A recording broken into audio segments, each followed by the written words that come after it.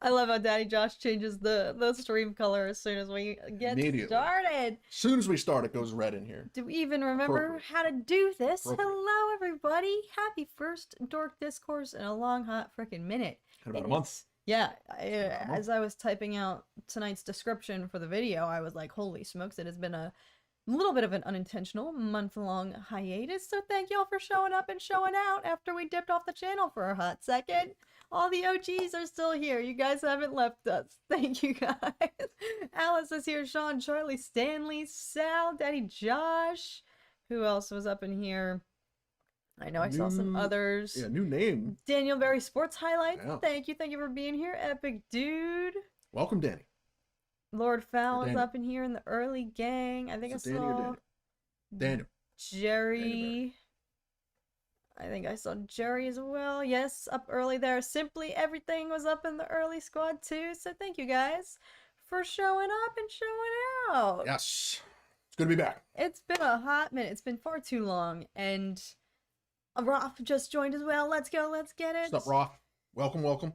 Some of you guys who were obviously there, we had a little members only Aliens watch party, so stay tuned for that, y'all. Mando Mike, I freaking love that username. Hello from Australia. Mando Mike. Thanks for being here, mate. Coming in hot with the kangaroo emoji. Let's get it. Let's get it. But in that stream with my members, I talked a little bit about how I did kind of feel bad that I left everybody hanging, and even though I was back in town and locked and loaded and ready to rock and get back to it, back to the content, it felt a little too fresh to have a Dork Discourse last week, fresh off of the 24-hour-old news that the Acolyte has, I don't want to say been canceled, but simply not renewed. You know, I obviously, canceled is the word that has been buzzing around, so I didn't want to necessarily, I had been a little bit exhausted of the conversation and division surrounding that show that we all had to endure throughout its run here on the channel and in the comment sections, so I kind of just didn't feel like holding another space in stream format where people were actively going to be seeking out any content regarding the Acolyte. Still are, frankly. It's been a week removed from the initial. I hesitate to even discuss it or give it any credence as an announcement because neither Lucasfilm, Disney, nor Star Wars, any of them have commented on it. No actual company ever says, oh yeah, by the way, all of our fans, we're not renewing this. Here's some bad news. They're never going to break it. They're going to let it, they'll just let it, the best case scenario from them from a PR perspective is let somebody else they just never announce it and then it slowly dissolves away and they don't have to address it. That's the best case scenario. So no, they were never going to come out and say, hey, fandom, Star Wars lovers and haters across the world, we're not renewing this TV show. And you know why? We're not renewing this t-shirt. This t-shirt. We're not renewing this t-shirt show. Whatever I just said. They're not renewing the TV show. But they've also done the opposite and come out and said, hey, here's all these projects that we're going to make and are super exciting. And then only like 20% of them have actually come to fruition. So that's already stings enough, let alone projects that they do follow through with and do actually give us something for and get it out on Disney Plus and to the audience. And then they don't end up completing the story because of low viewership and all the leaked rumors of why it's not getting renewed come true. That's even more of a PR disaster. So why would they spearhead that, trailblaze it, versus just letting it leak and get out there through different mediums? And then we just, sit on it and filter through it. So. I mean, I wasn't going to go into the PR at all, but one thing I will say that has come of this, and this is kind of a mentality you've inspired me and you've tried to encourage me to adopt throughout the Acolytes run, and as we were covering it, and I'm going to maintain this mindset as we go into Rings of Power this week, which I'm sure will have a very similar taste, a very similar tone when it comes to fielding comments from people who are solely seeking out our videos and whatnot. I know I've got haters who consistently watch now, so we got to do it for them. We can't disappoint. I know they'll be watching. I have haters to please when it comes to Star Wars and Rings of Power, so I know they'll be here. But you encouraged me to take the stance of like, any engagement is good engagement. They're commenting, whether they hate you or hate this show or both. They're still taking the Me time. specifically, or you? You said hate you. Were you talking to me? You've told me Oh. to take this approach and this Uh-huh. mindset of they're still fueling your engagement. They're still watching you. They're still giving you clicks, and they're still commenting and wasting their own energy. So who cares? Haters gonna hate, exactly, Alice. So we might as well just let them boost my engagement. You know, it helps me in the long run, whether they know it or not, whether they like it or not. So And the reality is, you're always going to get 10 times as many views on something, and this goes for anything, any video of any topic of any kind. You know, you're always going to get way more views on something than you are comments or even likes and dislikes. So people are going to watch, and the majority of people are gonna like it. And just like with the restaurant reviews, or you go on Yelp and look at stars, like generally people don't leave good reviews if they really had a good time and enjoyed it. The majority of reviews are negative and constructive feedback, or they didn't like something and look for improvement, or they got food poisoning, you know, which is, this is what Tom tries to impress upon me a lot when I get down about that, or that people are actively just seeking out our videos or any content that's like Acolyte or Rings of Power. In spite of them hating it, they can't stay away, and they want to just ruin it. You know, misery loves company, seek out anyone who's actively enjoying it and try to ruin their party. So that's the stance I've tried to take throughout the show, and through this whole kind of the storm that has ensued following the breaking news of the Acolyte not being renewed, and if we want to go there, canceled. But I kind of have been thinking about it, like, you know, I don't necessarily know if I believe or subscribe to this notion entirely myself, but you know what they say, bad press is good press. You know, any press is good press. And what's been unfolding right now within the fandom, I don't know if you've gone on Twitter, and some of you guys can corroborate this if you've seen it as well online, but I'm seeing more people than ever comment saying, like, I've never watched a single piece of Star Wars media, but all of this conversation surrounding the Acolyte, I'm finally watching it. Like, I have to see what this is all about.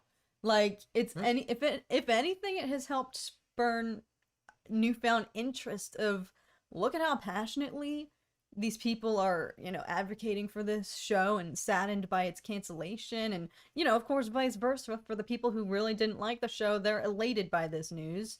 So, and I mean that to suggest, like, I know we have people who watched all my reactions and are respectful members of this community here who genuinely didn't like the show and are pleased to see it make room in its cancellation for stuff that they would, you know, prefer, because it did have a large budget. And I know that's been a big, you know, part of the discourse surrounding it. It's like, if it wasn't my favorite show, I would much rather see them allocate their resources to something I'm more excited about, which is valid. I'm not saying that anyone who is elated by this news is inherently toxic, because I know that there have been many valid points. But all of this is to say, I've seen more people than ever tune in to be like, what is all of this about with Star Wars right now? And I want to watch this show. So, you know, hopefully if anything can come of this, it's people out of sheer curiosity wanting to know what all the drama is about, delving into it. Or even people who are Star Wars fans who didn't watch the Acolyte while it was airing, saying, like, I'm finally going to get around to watching this because of all of the buzz. It's like, this has generated so more buzz than ever, in spite of the division surrounding the show and how it feels like we're in the trenches right now as a fandom. I think the media attention and general public curiosity about the show has, you know, been highest ever probably for a live action Star Wars show. With the exception of maybe like when Luke Skywalker returned in Mando finale, in regards to like generating public, you know, outsider perception. Yeah, I mean, relative to Disney Plus standards, perhaps. I think the greater question is, we're talking about general public interests. I mean, the majority of people in our lives like Star Wars, but most of them haven't really seen any of these Disney Plus shows. They haven't seen anything. They've seen every movie that's ever come out, even Rogue One and Solo, and they like Star Wars, but they literally don't watch the Disney Plus shows.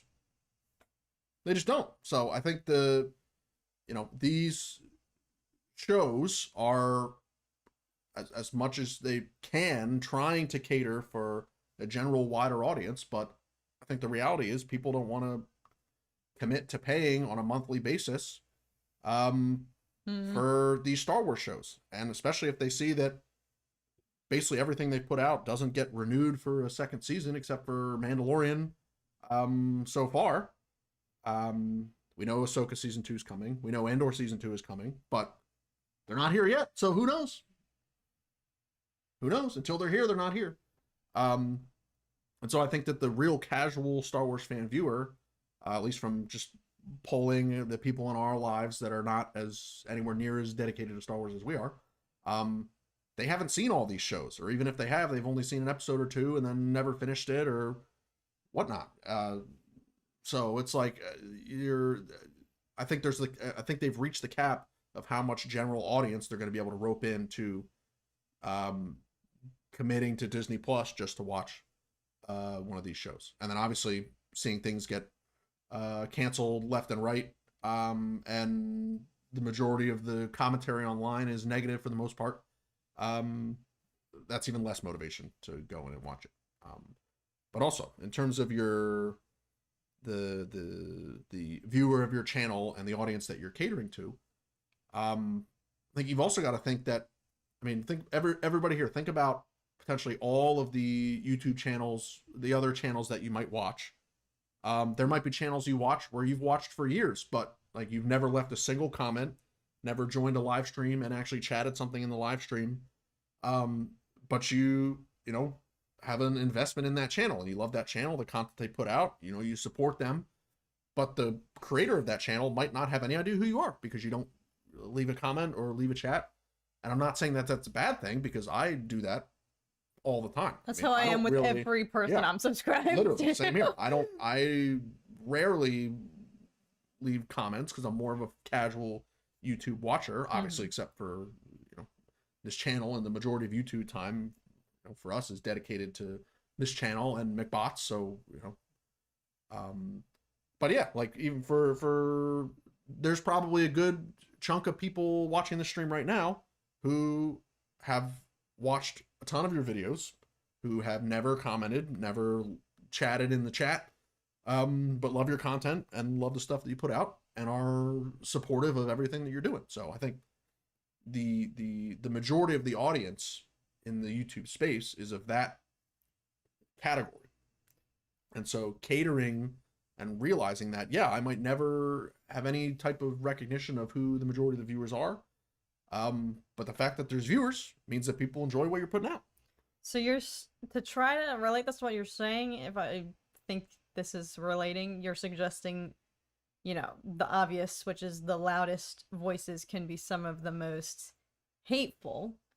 And the Missouri smallest loves number. company, yes. So in the minority, the loudest minority can be the most extreme, the most hateful and whatnot. But those lurking in the shadows, who have maybe a neutral or positive outlook, are actually sane.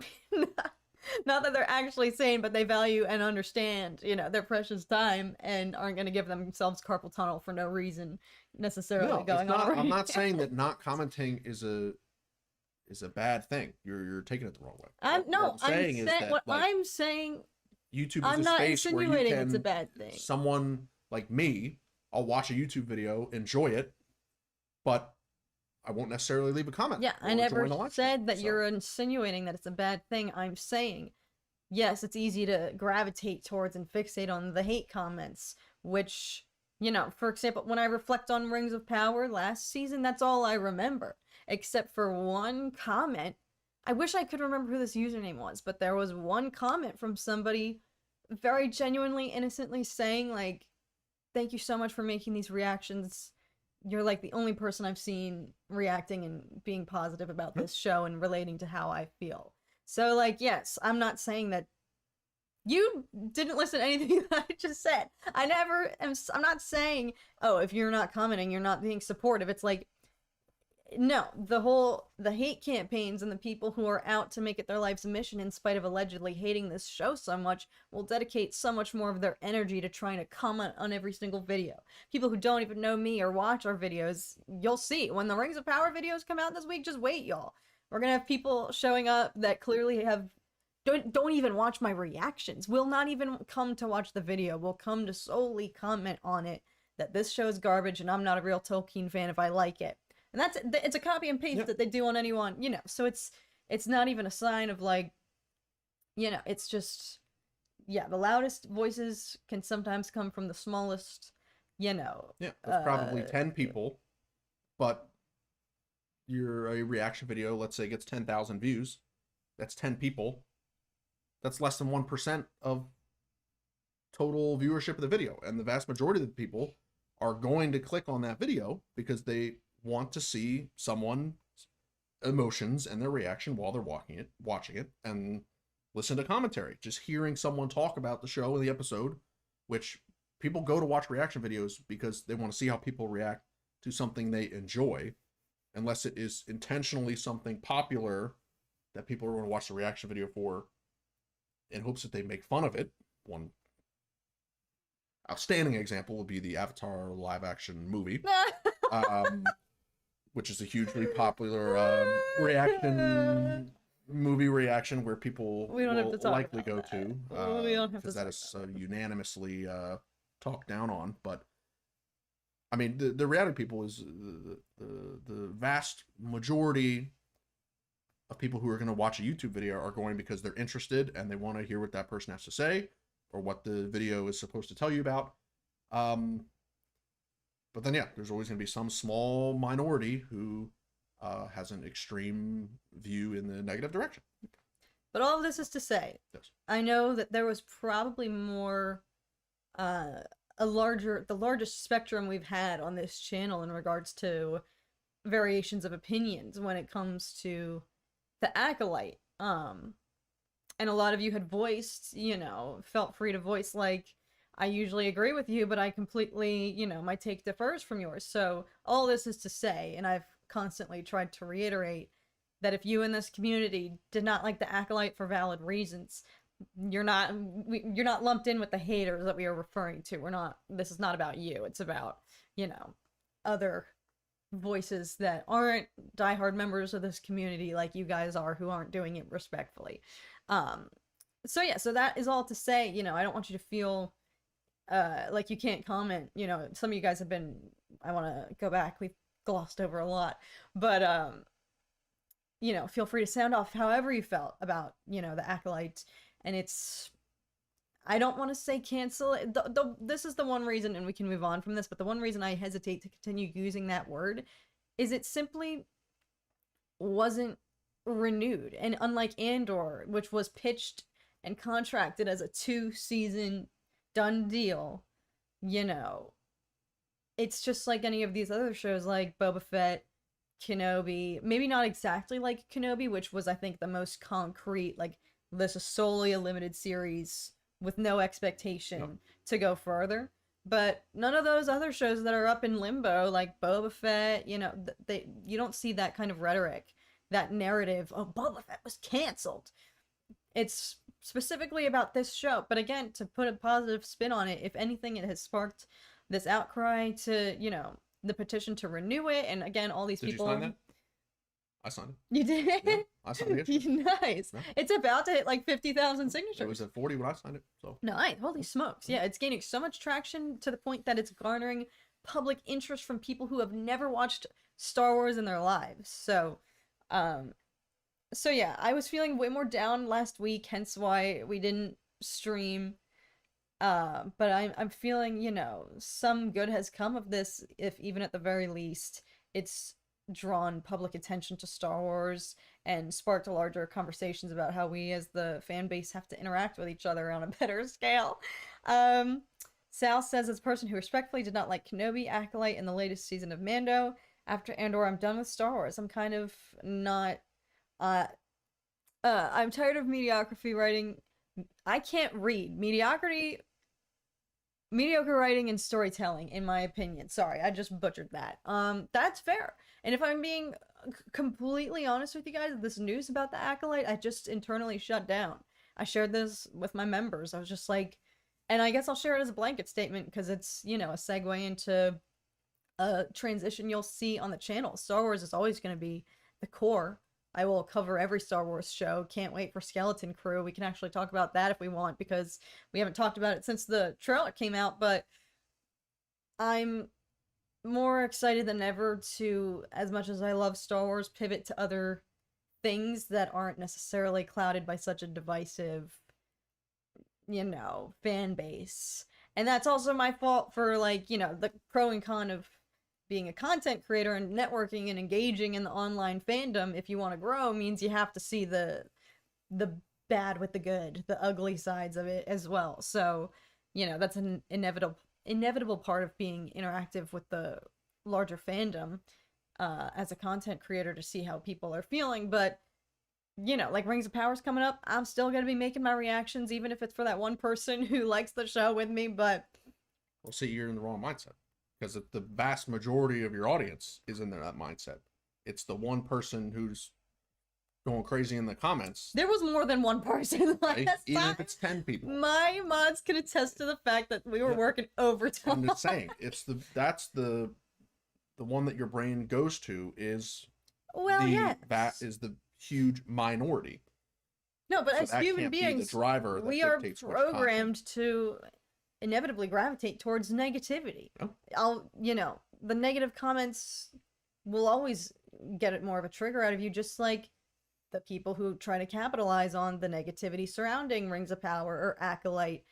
Their videos perform freaking great because misery loves company, so other negative people are gonna fly like bees to honey for that. So all of this is to say, I relate to how great metaphor there. Like bees to honey. Wow. Have you never heard that? No. I guess it's probably rather the opposite. What would be the opposite of that? Because bees to honey implies positivity, sweetness, joy, delight. What's the Flies opposite? To shit. Yeah. I think I've actually heard that one too. So that works. That's the antithesis. That's actually the proper descriptor for, the way just, negative people will cover that content to try to garner fellow negative people.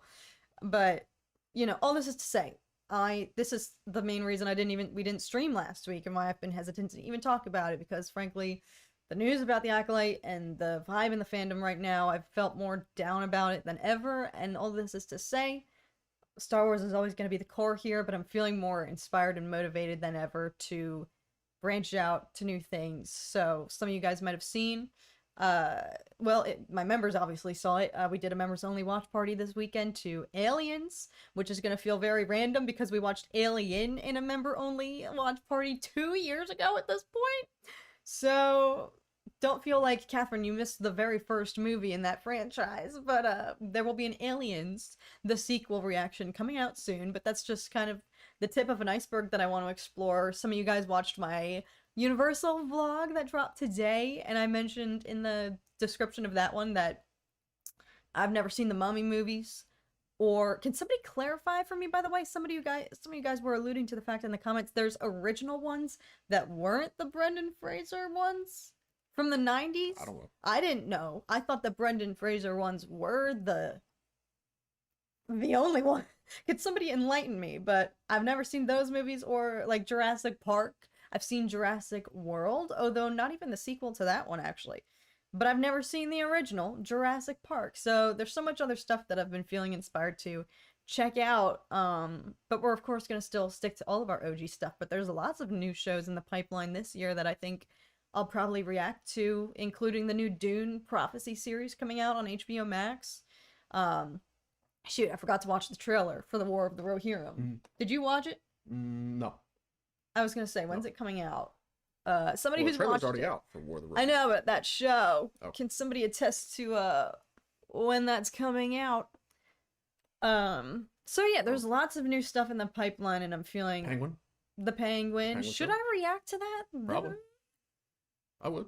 Why not? It's You probably need- gonna be pretty good. You need more Brendan Fraser movies in your life, Kat. I know the original, the George of the Jungle movie was like the highlight of my childhood, literally. So I'm shocked I never watched the Mummy movies like when I got older. Jason, what's up? Welcome. Thank you for being here. Yeah. Before we move on from Sal's comment, Sal voices his, kind of not really excited for the future of Star Wars. And I mean, I think that I personally sympathize with that. I mean, last week when we were talking about it, we were like, well, what's next? I mean, there's a handful of things that are coming down the pipeline, and like, I think personal favorites would be Andor season 2, and then favorite would be Ahsoka season 2. But like Skeleton Crew, not super pumped for personally after the trailer. Kind of like how I felt after the first Acolyte trailer. It was like, eh. But when they announced Disney Plus and they announced the initial slate of all the Star Wars projects they had, I mean, for me, Acolyte was the second most exciting. Ahsoka was close there, was second, maybe third. Obviously, Kenobi. And then Kenobi was one. And like Kenobi was great, but it wasn't earth shattering. Acolyte was I mean, I thought the first season ended up being fantastic, but now that's getting canceled. So those two are done, over with. Ahsoka season 2, season 1 was great, similar, it was just consistent storyline. And we're getting a season 2. So now Ahsoka is up there as the shining light for me, but outside of that, like there's not much. And we know we have Mandalorian and Grogu movie, but in all likelihood that's going to be familiar type of feeling with what we got in the Mandalorian show. And there's been no ensuing announcement of any animated projects in the works following the series finale of Bad Batch. Yeah, no animated projects. Beyond Tales of the Empire / Jedi. Rey movie, we don't really know anything about, so not super excited.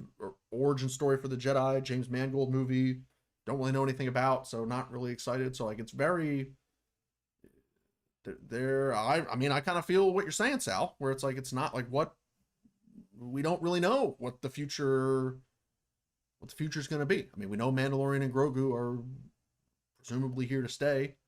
Well, I think we're getting Ahsoka season 2 and the finale of Andor, but we know how that ends. So like in terms of expanding the lore and getting new stories that we haven't seen before, Skeleton Crew is a new story. But to me, after seeing the trailer, it's like it didn't really generate any type of feeling of excitement. Okay, well, that's for how me. you felt about Acolyte. All I'm gonna say. Yeah, and then the second trailer came out, the official trailer came out, and then I was back all in. Well, I was committed.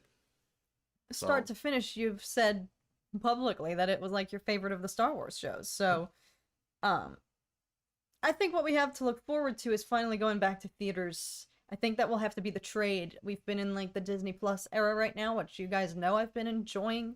I would much rather have Star Wars content to be consistently talking about, and that's not just because I'm a content creator, but it feels like I'm in a drought period regardless when there's no Star Wars currently in our lives. So I do think the trade will be, I cannot wait to get back into the theaters, and I think that's what we need as a collective. Even, Tom and I were sharing our experience when we went to go see Acolyte, first 2 episodes in theater, and I think just the collective of being back, seeing Star Wars on the big screen amongst other fans, and having that open-mindedness, you're all experiencing that together for the first time, is something that we need to recapture as a fandom.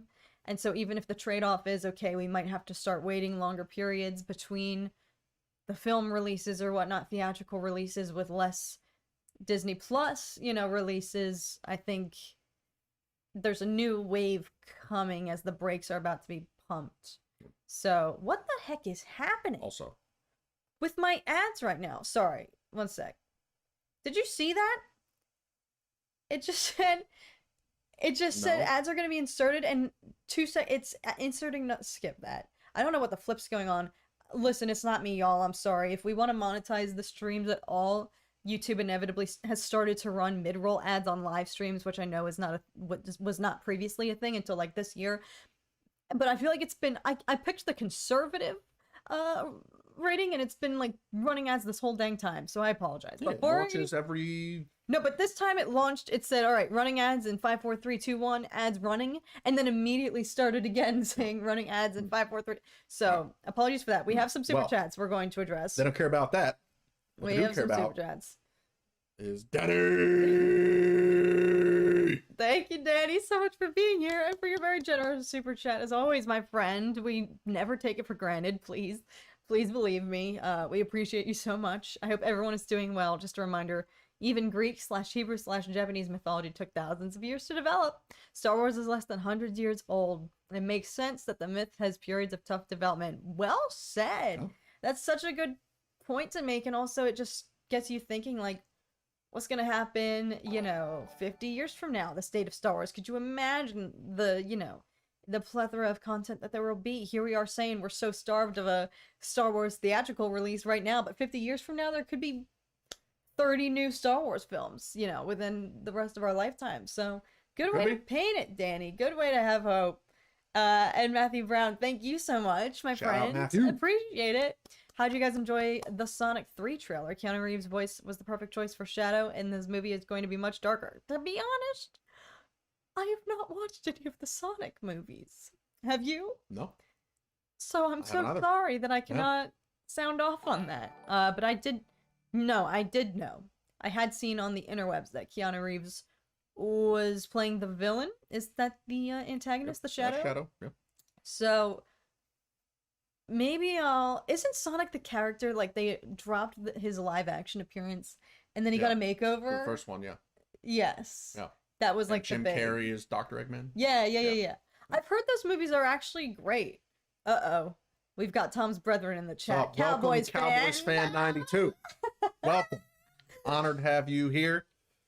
Fresh off the CD Lamb groundbreaking contract signing. So I'm curious what your aspirations are for this new season of Dallas Cowboy football. So we're both huge Cowboys fans here. Nope. Don't listen to that. Don't listen to that. Don't listen to that. Curious what you're feeling right now, if you're excited or not. I'm going to backtrack real quick to a comment from Media Unlimited. I hope you're still here. And you probably saw me have a visceral reaction to this when you first sent it. The Last Jedi poster in the background is a major W, fan or favorite Star Wars movie of all time. I can't believe I'm saying this, but you're the first person I've ever heard say that. That's why I had a little mini heart attack when you first chatted that, because 99% of the time that sentence, Last Jedi poster in the background, is a major L. Like, that's people usually see that as a red flag, or they come to comment like, take down that Last Jedi poster. But that's only been like 3 people. It's only like 3 or 4 times. I've gotten that comment quite a lot. Yeah. My haters love to discredit me because of that, as if that invalidates my opinion in any way, shape, or form. But regardless, that's the sickest Star Wars poster of all time. Like, I don't care how you feel about that movie, I will never take that poster down. It's a great poster. Yeah, it's epic. So thank you. I still think to this day the Last Jedi trailer that came out is the greatest Star Wars trailer of all time. It's epic. Yeah. Epic. So thank you for that, Media Unlimited. I just wanted to shout you out. Cowboys stink. No, Sal, you're wrong. Cowboys fan. Yeah. Very skeptic. Dak is so old. News behind. Yeah. We'll see what happens. I mean, listen, they had the highest scoring offense in the season last year. So if it wasn't just for the absolute collapse in the playoffs, which is not old news, that happens every single season, then the overall last year is pretty successful. So we'll see. But anyway, American football aside, my nails. Sorry, I just did my nails. Oh. That's why I've been like airing them out during it. So we've kind of been talking all about Star Wars the first 34 minutes of this stream. Bob of the old ways, great segue. I also love Rings of Power and I'm super pumped for season 2. Yeah. I can't believe it's happening this week. I've honestly been so distracted by what's been happening with Star Wars as of late that I'm forgetting it's freaking happening. Although, also, does anyone else feel like this? The build-up for season 1, I feel like that was in development for like 5 years between when that was green-lit and when we finally got it. I swear that was like the longest wait of my life for anything. And then now, I mean, I guess it has been a few years, but it doesn't feel 2 years at least. Doesn't feel anywhere near as long as the wait for season 1. So I'm like, holy smokes, I'm in disbelief that we're getting it, and we're getting freaking like half the season up front tomorrow with a 3-episode premiere. I tweeted about this, but tomorrow or Thursday? Frick, it's Thursday. Excuse me. I keep thinking today's Wednesday for some reason, but well, for us it might actually drop midnight. very midnight on like Wednesday going into midnight Thursday. Wednesday Is going it into early Thursday morning? I forget when I'm those looking it up. come out. Again, it's rolling ads. I swear, y'all, it never rolls ads this frequently throughout the It's streams. probably going every 5 minutes because the last time was That's 5:30. not conservative though. I picked the conservative level. That's got to be the Think about it if you're watching like network TV. Every 5 minutes. But this isn't network TV. I'm just saying, you turn on the TV, commercials every 5 minutes is like standard. But anyway, yeah, it's if it's just popping up out of nowhere back to back, then midnight Thursday night probably, says Bob of the Old Ways.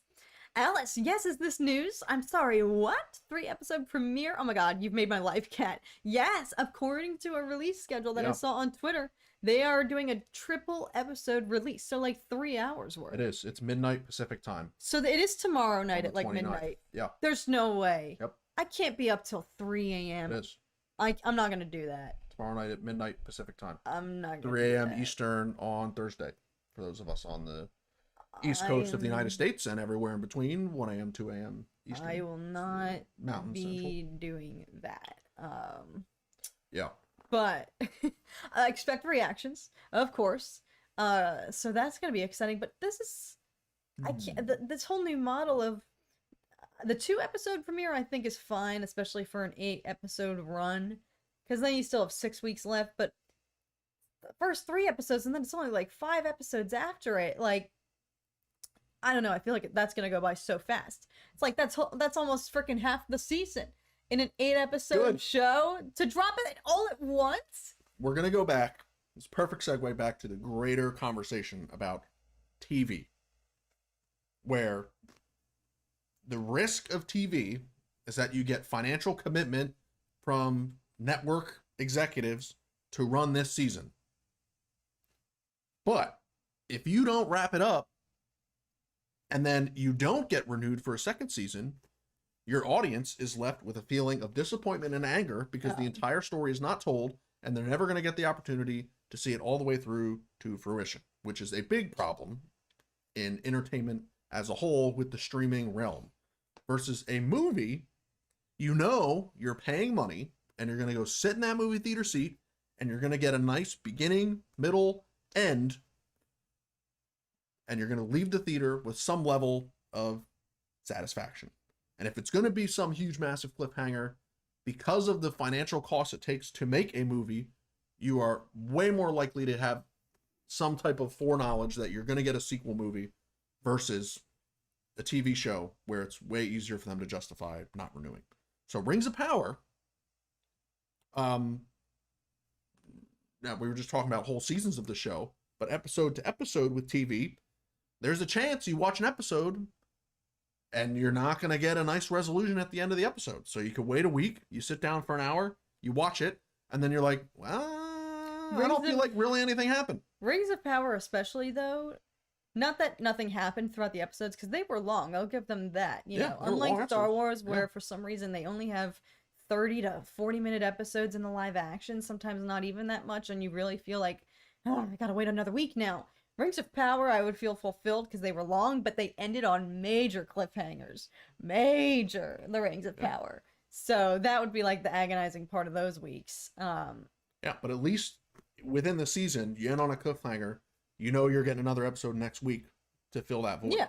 Versus if you end the season on a huge cliffhanger and there's no the risk of not fulfilling that story because it's going to get canned by the executives if the whole show doesn't perform well is so high that at that point you're jeopardizing the completion of the story from a creative perspective. Versus if it was more condensed and put into a movie format, there's a higher risk that the audience is going to leave generally with a higher rate of satisfaction than that of a TV show. Yeah. So with Rings of Power, we knew in season 1 that we were going to get a season 2. Did we? And so they left season 1 with basically the reveal of the buildup of the entire first season of Rings of Power is where we end off. And you're right, maybe it wasn't known going into it, but at least very soon after they confirmed, if not immediately after, that yes, there will be a season 2. And we're talking about one season of the show was like $1 billion, the most expensive show of all time. And if you read the comments online, you just saw that it was universally trashed if you just read online input. But then here we are, Amazon executives, Jeff Bezos himself, perhaps, saying, yeah, we need a season 2 because the story, we just laid the foundation in season 1 and we're going to continue through with season 2 because there's a really good story here and we're going to let it out and tell it. And we're talking about the most expensive show of all time. So people saying that the Acolyte had $150-$60 million budget, we're talking about like 15% of that of Rings of Power. And yet Amazon continued to say they committed to the story and seeing it through to the end, even though it's literally 15% of the cost to make. I didn't think that's where you were taking this. So sidebar. I kind of took it multiple spots. But anyway, the risk of the television experience, I think, is just you by not giving you the full story, and you're gonna, if you go into it saying here's a story for 10 seasons, but then it gets canned after 2 seasons, then the audience who loved the show is disappointed because they're not going to see the end. And that's really really unfortunate. So. Sidebars. Where are we? Connor dropping in to say go Phil. Let's go. They're up 4-0 right now. Why do I feel like I always have a knack? I guess I just telepathically always go live when the Phils are playing, but thank gosh. We need to freaking get our heads in the game coming up. October's going to be here, and we have not been doing well. We're doing better, I think. But that's good to know. We need to secure some more dubs heading into the playoff season. Papa the Old Way says Rings of Power Season 1 was kind of made to be binged. Releasing them week to week hurt their flow a bit. Watching it back to back, it does flow a lot better. You know, I do agree with you a little bit there. I'm with you. And we've been rewatching it. You know, it does... The way that first season operated, you know, for example, you know, to compare, it does feel like one long it was because it was a continuous storyline and they don't like necessarily pump the brakes to go do a side thing or everybody, even though there's multiple different stories and narratives going on at once, you're still following everyone on the same productive goal that is progressing towards the culminating finale. So it does feel like it was just one really, really long, you know, 8-hour movie that had to be condensed into 8 episodes then, but it does have that flow, you know, the cliffhangers, they pick right up, it follows in, it leads right into the next episode. So, you know, we're rewatching the first season heading into the second one, and even just a few episodes in, I'm like, this all feels like it's all just a continuous movie that they just had to say, all right, end episode 1 there. You know, versus, for example, like Rings of Power, House of the Dragon, season 1, like totally different formula with the time jumps and whatnot. So like some shows definitely are better equipped for streaming. And I would argue that out of all of these shows, maybe House of the Dragon, I don't know so much about the second season. We can talk about it because I know it was a little bit more highly disputed than season 1, but House of the Dragon? Yeah. But I still felt, regardless of how I felt about the episodes themselves week to week, when something is an hour and 10 minutes long, it's like, I don't even care how I felt. At least I got an hour-long episode. It is less painful. Yeah, like, the one House of Dragon episode was like, okay, did anything really happen? Not really. But at least it was still an hour plus of content that you get. Quality content, too, by the way. Like, the actors are always bringing it.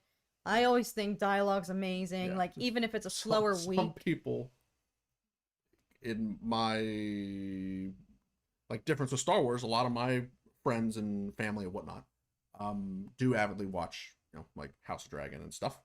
And one of the common phrases that they would throw around is that this season is just House of the Dialogue, because it's just chatting and no action except for Rook's Rest and everything. And we started this season, we're going to war, and then now at the end of season 2, we're still going to war. We mean it this time. Yeah, there was twists and turns and you know, good action scenes in a few episodes. I guess I must be biased then, because I don't mind the heavy dialogue.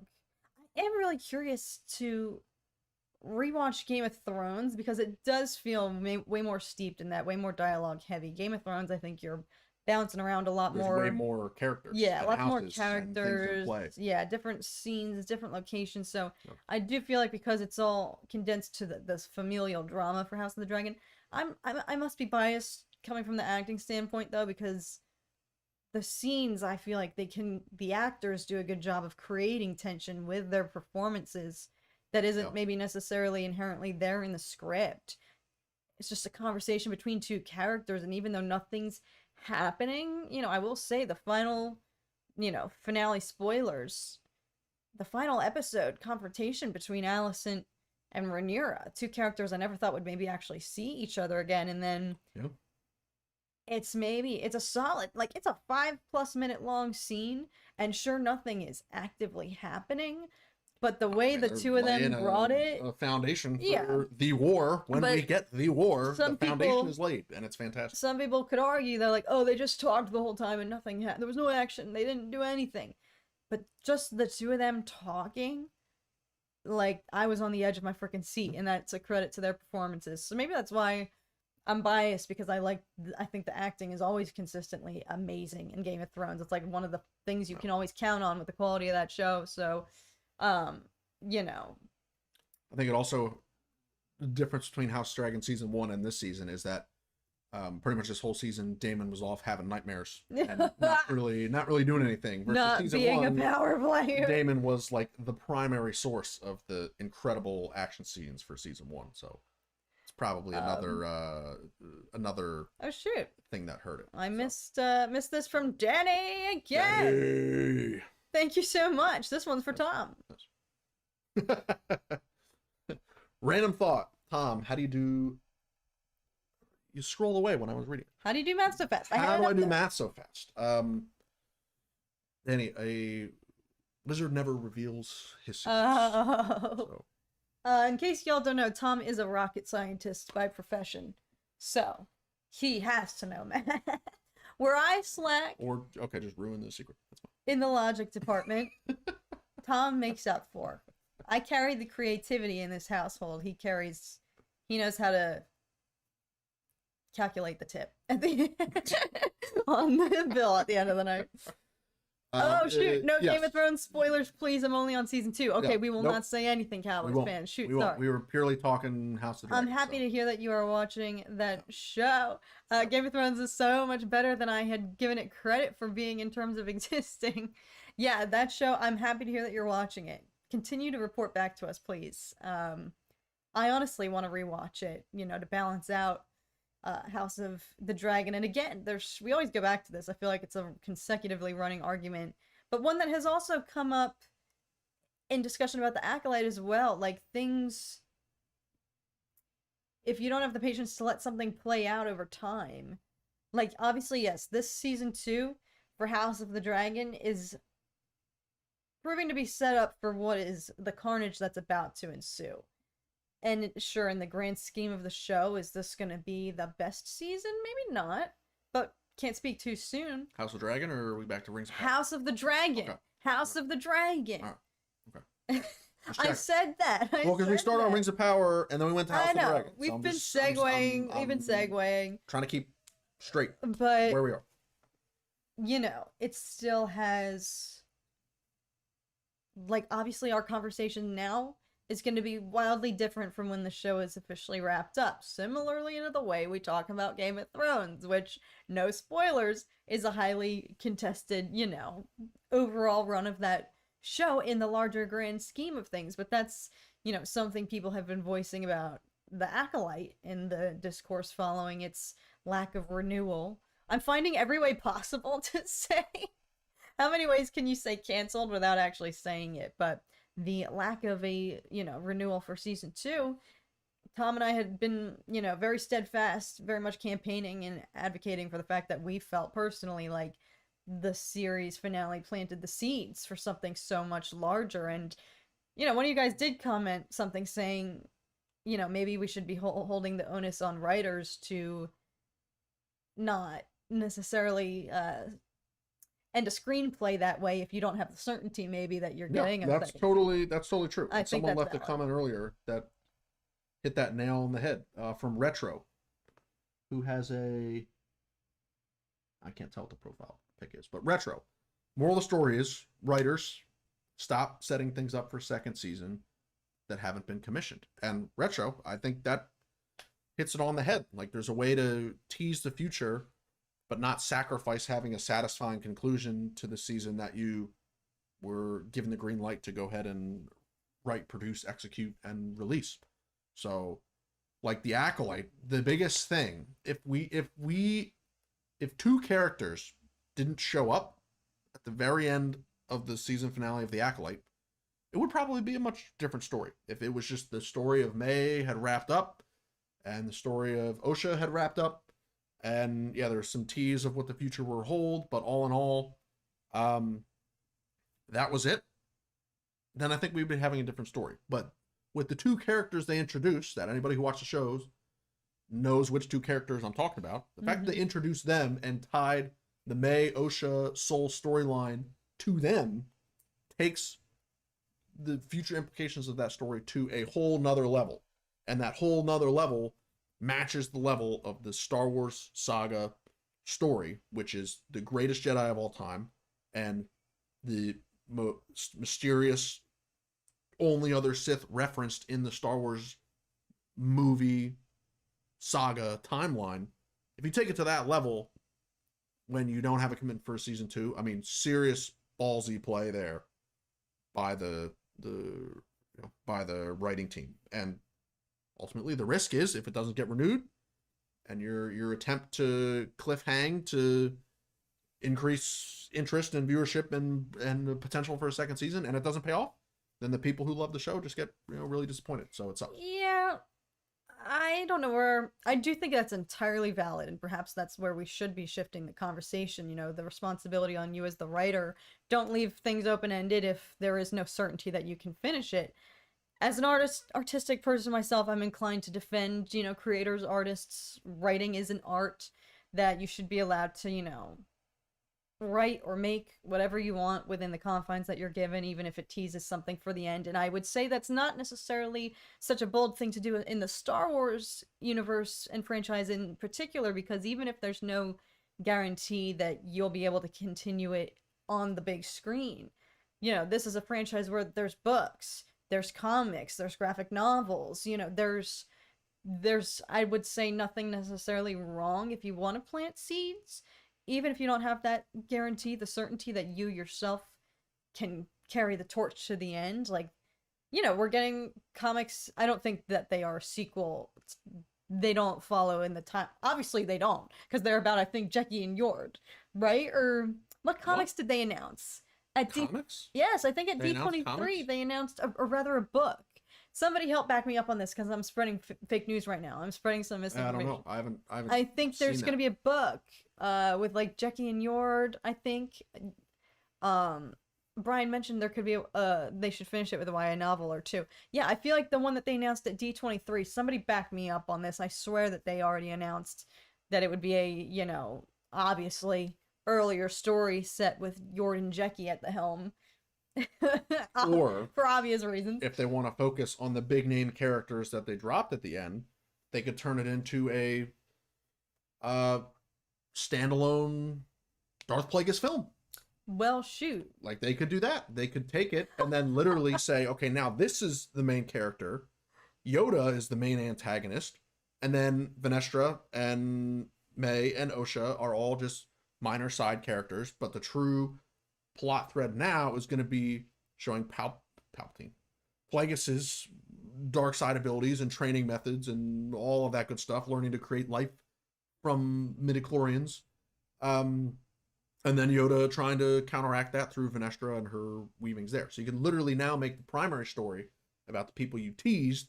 And if you're going to have a story about those characters, I think it's total cause and justification to have it into a film format. Especially if the end is Plagueis killing Chimere and Osha and their little cute little love story because they're too soft and they care for each other. So he kills them and then brings in his new apprentice, Sheev Palpatine. Oh my goodness. I and love Sheev Palpatine, right here. I so love close to my heart. Sheev Palpatine, right here. Cowboys fans' passion and enthusiasm. Those deaths were so uncalled for. In regards to Yord and Jecki, you're cracking me up over here. But yeah, so I think, the onus maybe I think that opens a really good discussion that can have a lot of nuance about it regarding the reality of, okay, you as a writer, what's your responsibility to the audience, but also what's the, I think writers, like any artist, it's a form of self-expression, and their ultimate responsibility is to themselves and the story they want to tell, and what you want to get across. And even if, in my opinion, again, I'm biased as a artistic person myself, I feel like anyone who's creative and who's doing it and expressing themselves should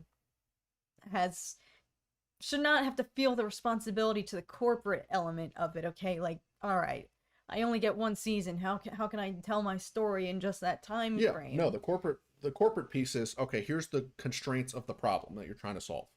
And in this case, the problem you're trying to solve is creating the best story for a TV show possible given those constraints.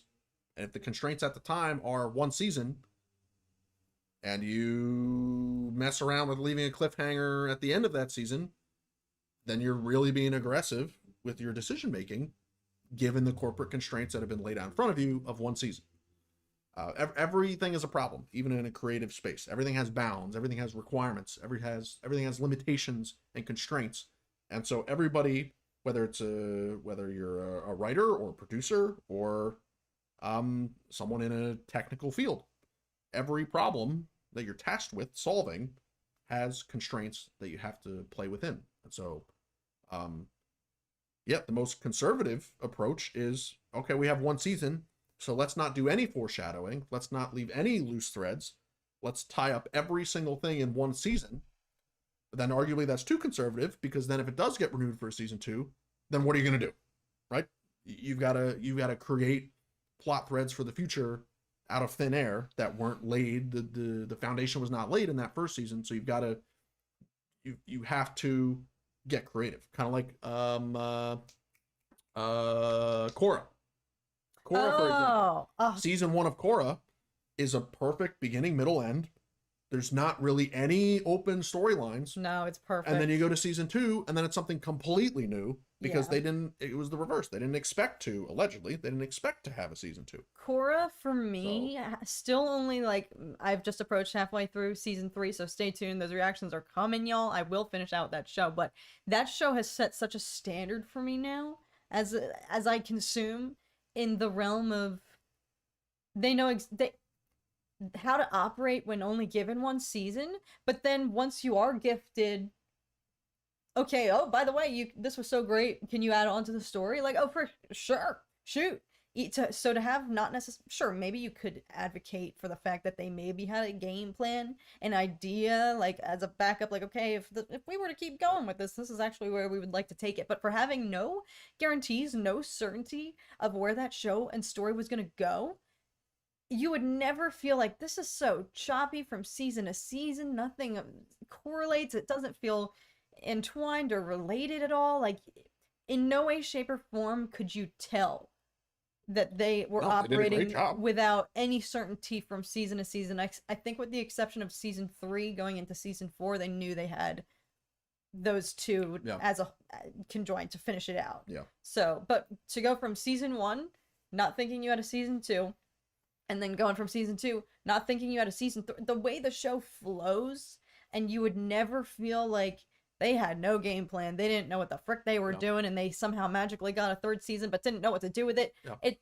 all still ties into a larger story as if this was their plan from day one. It's like, this is the standard for me from now on of, like, preparing for what you have. You get one season, make it count, which they did. That first season is stellar, incredible. And if there's never a season 2, 3, 4, the audience who loves the show would not have really been disappointed at all, other than the fact that they would be excited to see what's next. But there was no open threads that weren't tied up, no loose ends that weren't tied up, to where you're left disappointed because you don't know how the story ends. Yeah.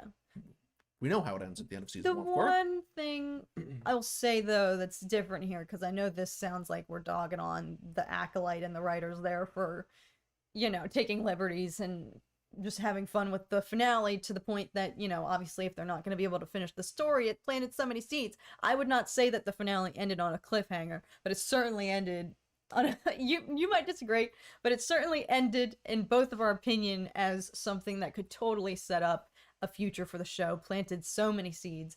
But the one thing that they have, it's a prequel series. We know what happens in the future. So I think for them, they had more liberty to plant seeds to then let people, as we're theorizing here in the chat right now, try to do the mental math to be like, all right, how does this relate to Palpatine? How do we get from Osha and Chimere to Palpatine or Plagueis? What happens to them? I think if it was just Vernestra talking to Yoda and Plagueis was not a part of it at all, then I completely agree that we would be having a way different conversation now.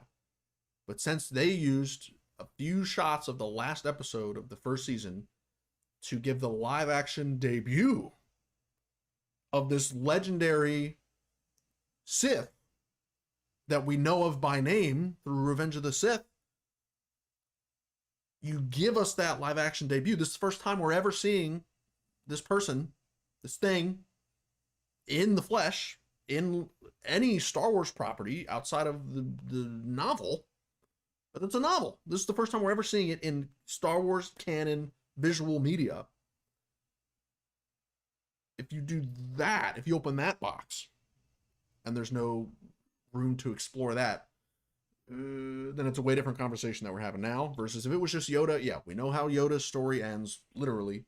But then we know where his headspace is at when we get to the prequels, versus what they're foreshadowing his headspace is now. So like if it's just Yoda, then it's like, okay, yeah, it's a nice little cameo at the end.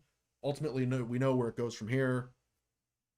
But the fact that you're throwing out Plagueis, we already know very, very little about Plagueis. And canon Plagueis, we have literally like 3 lines of Palpatine dialogue in Revenge of the Sith talking about Plagueis canon. So if you're going to add more to Plagueis canon of what we're already so starved of and wanting so much more of, and then we do not have the opportunity to explore that piece, it's a big letdown.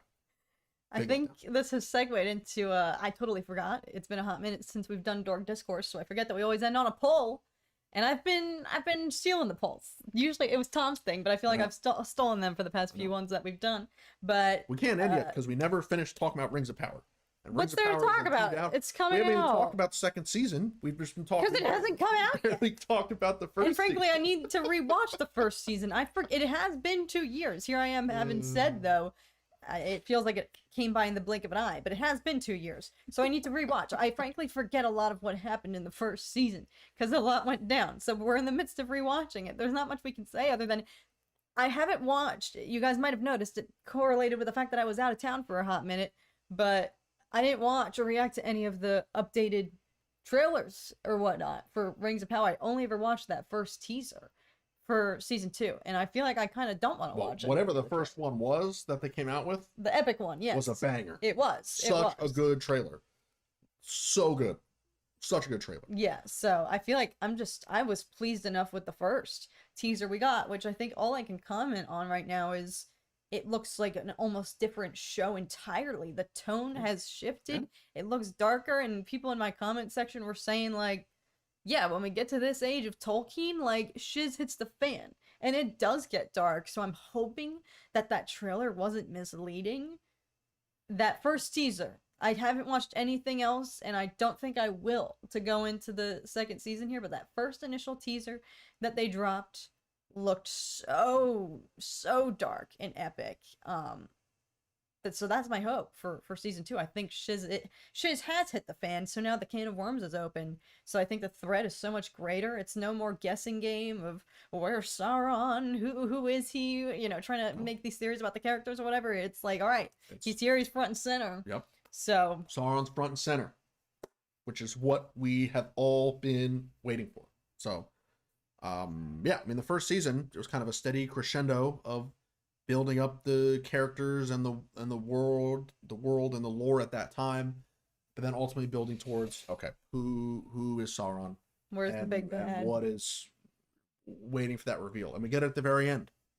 And then they come out with this first teaser trailer, however long ago that was, maybe even a year ago. I don't remember. But then they say, okay, now Sauron was here. Remember that? Now Sauron is literally front and center, um, and going to take his full power, and we'll see how that affects Yeah. all of the characters that we came to know in the first season. So, Bob of the Old Ways says it perfectly. Future seasons are gonna be dark. Yeah, I think we are escalating to something that will have a complete mood shift from season one. I hope. You know, not that I didn't like season one, but the way it ends off, like, I thought that was such an amazing final shot. I thought that was like the biggest dub for them, you know, as, you know, Halbrand / Sauron is looking out at Mordor and whatnot. You can't help but feel like it's not a cliffhanger per se, but you just can't help but feel like it's over. It's game time now. Yep. It's about to be over. But Yeah. Matthew Tarpley, thanks for joining us, but I'm so sorry to hear this news. I've had a lot going on. My mother passed away in June, and I had a lot to take care of. I'm so sorry to hear about your loss. Yeah, condolences, Matthew. Hope everything's all right. And hope you hope you're hanging in there. never ever have to feel bad about having real life things going on and taking time away from the channel. We're here for you. Thank you so much for being here and being willing to share that with us so we can support you. Glad you're back. Hope you're doing well. Anatar, the Lord of Gifts, you mean? Yup, do not trust his gifts. It's gonna be so many trailers that, yeah, came out. I know, for real, Alice, and I wasn't around to watch, like, any of them, but, so yeah, so that's all I'll say for, obviously, we're still doing the reactions, even though I think, you know, during a stream a few months ago, I told you guys I was hesitant about it, but we're gonna soldier on.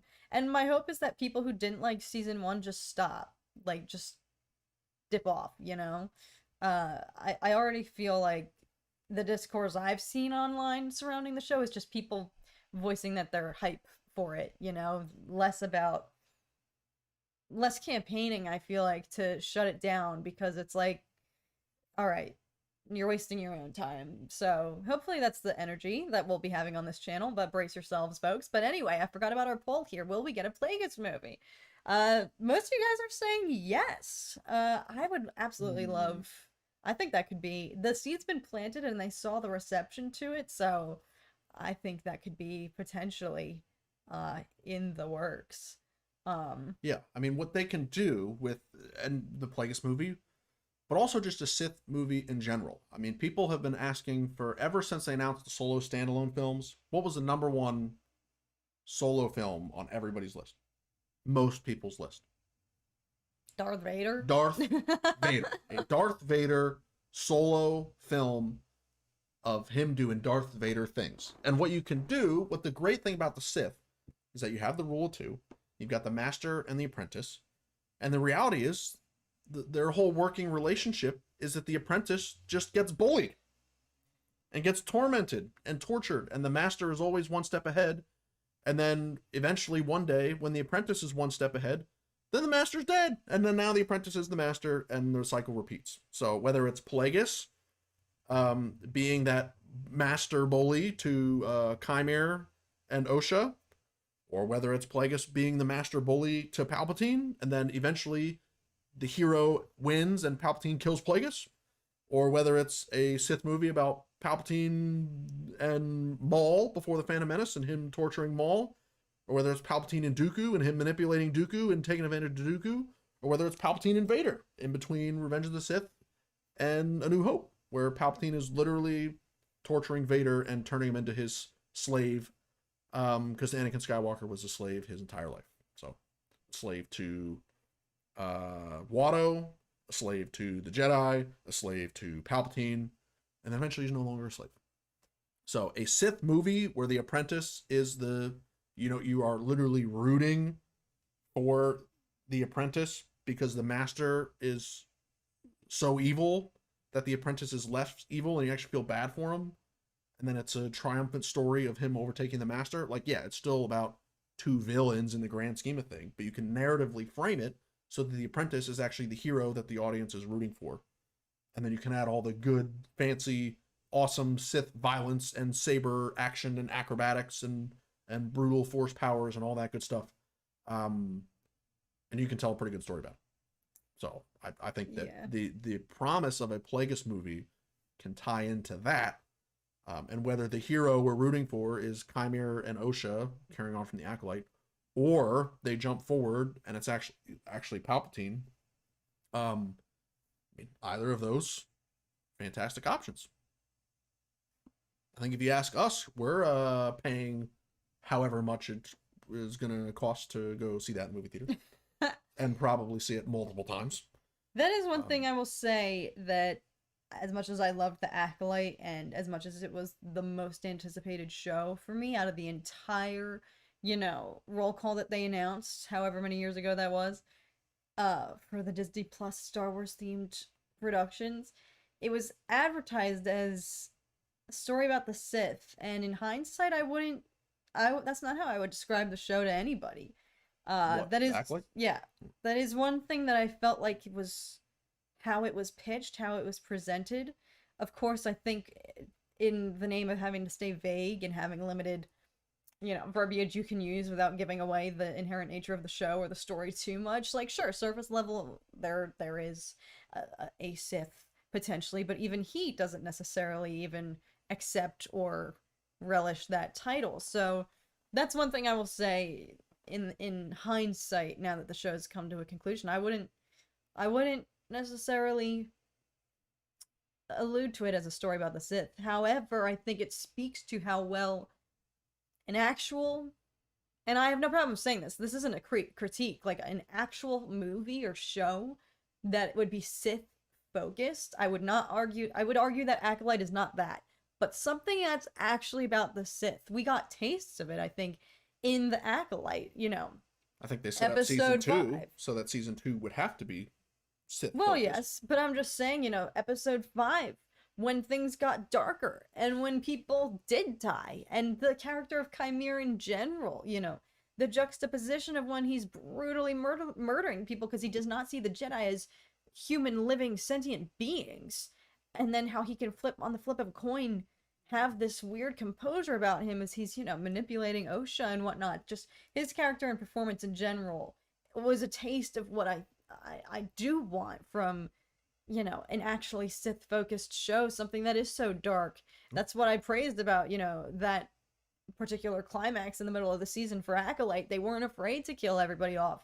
So yes, well, at the end of the day, I still wouldn't necessarily, if I were to tell somebody by word of mouth about the show who didn't know anything about it, I wouldn't necessarily describe it as, oh, it's about the Sith. I think it's about so much more than that, and if anything, I think it's just about the hubris of the Jedi that we all know has always been there. The kind of the planted seed of the Jedi's own undoing, foreshadowing what larger downfall there is to come because of the Jedi's blindness or whatnot. But for the elements that we did get of the show, that we're not afraid to lean in and kill everybody off and have some neck snapping and absolute just sheer death and destruction, to see that was one of the most well-received episodes of the show. Even people who hated the show were up in my comments like, not gonna lie, that was actually really cool. Because it was. So I think universally, incredible choreography, incredible tension, incredible action.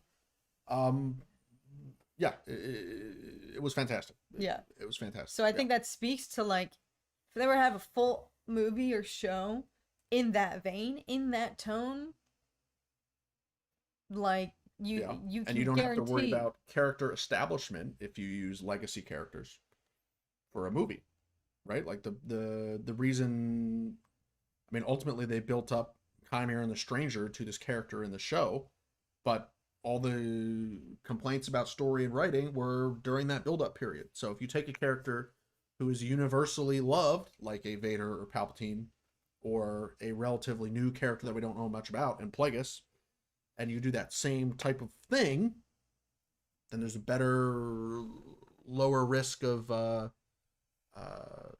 people unhappy with the writing or with the character development that they did. Poll ended there, though, with a little more of an even split. Yeah. Closer to a 50-50. Will we get a movie or not? Obviously. Yeah. We gotta wait to see if we get the movies that are actually slated to be in store. That was a joke, obviously, but we're so starved for a Star Wars theatrical release now. So it's like, let's take what we can get. let's take what's already in the pipeline. But Another one that they planted seeds for, Maul and Kira. oh, that's not And gonna Solo? ever happen. Come on. Speaking of Kira, everyone's Maul been and Kira? talking about. Hmm. People have been asking if we're gonna be doing Outlaws. There's currently, I need to double check because it's only against certain development studios. There is currently a SAG-AFTRA actors strike against. Again, it's only a handful list of game developers. All the big So ones though. yeah, they're like all the big ones. So for the time being, unless I could conclude that, but again, Ubisoft and the affiliates, if they're on that list, I think I'd rather just play it safe like we did with the strike against, the film production companies. So for the time being, until that strike is resolved, because even if I never want to be in a video game myself, I still have immense respect for video game actors and performers. I think they have a really important job. So until that's resolved, I probably won't do any Outlaws gameplay, but fear not, just because I'm not doing it now doesn't mean I'm never going to do it. It's just unfortunately this timing right now with the video game strike for SAG-AFTRA and whatnot. Unfortunately timed up right with this, so don't worry, I will probably do Outlaws when the time's right. So unfortunately that's just not now. Well, there's all the buzz about it, but there's so much other content and gameplays out there that I'm sure that are happening. So one thing about this one that I'm excited though is I've heard that Probably you can shouldn't talk about it. All right, well, fine. Again, I don't know if they're on the list or not, so for reasons I won't be, covering that game just yet, but there will be gameplay eventually. But on that line, yeah, curse these strikes. I know, Sean. Well, I know. it's of course it's unfortunate for the timing, but I at the end of the day, like, I'm so supportive of, so many voice over actors that we love their work and other things as well, are the reasons for, it's not just even voiceover, it's motion cap, it's all of it that goes into creating some of the best characters and stories that we know and love. So, as much as the timing stinks, I'm in full support, because I would very much hate to see AI replace, actors and the performances that they bring to video games. So, that said, stay tuned. There's not going to be Outlaws content just yet, but stay tuned. But this was a great catch up. I feel like we covered all of the ground that we've kind of been missing since our little hiatus. Stuff that was happening while I was away from the channel. So House of Dragon comes to a close. Acolyte comes to a close. Yep. Rings of Power's getting started.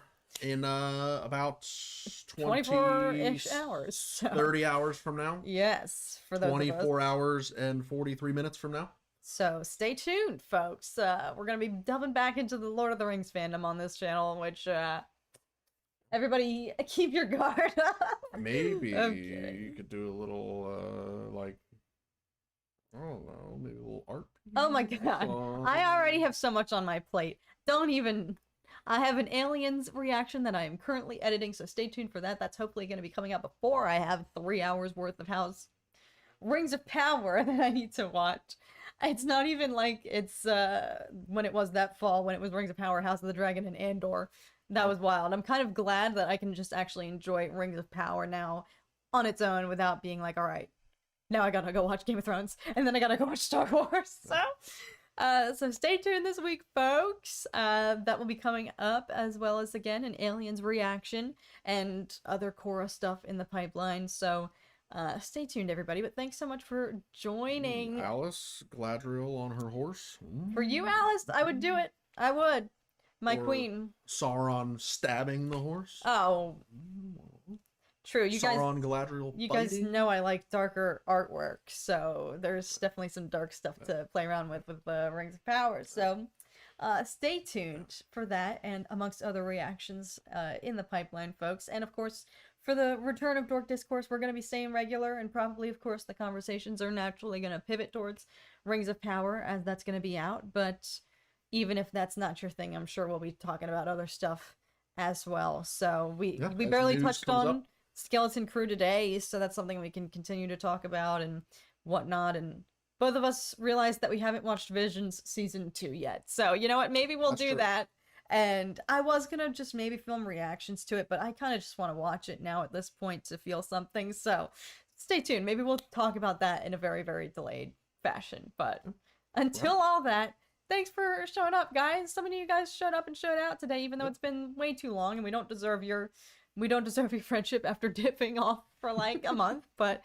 we do appreciate you guys being here as always. And, you know, as we were saying beforehand, even if you show up all the time and are just lurking in the background, not necessarily interacting, we still appreciate you and we see you, even if you're not, even if you're lurking in the shadows. It still means the world to us. But of course, those of you who do chat along with us the whole time, and of course, super chat, that means the world to us as well. And we're so grateful. So, yeah, we started the stream talking about the silent viewer and how powerful it is, and YouTube is a space where people can watch and get enjoyment and be entertained without ever needing to actually show their face. So it's a fantastic platform. yeah. And for everybody who might be watching, who is you know, watching and enjoying, thank you. On that note, hope you guys have a great rest of your day, night, morning, evening, 3 a.m., wherever you may be, and a great week ahead. And we will see you guys again very, very soon. Shout out Charlie for the purple. The purple is awesome. Purple looks awesome in here. Love the purple. Sending us out with a bang. Yes. Thanks so much for watching, guys. We'll see y'all soon. Later.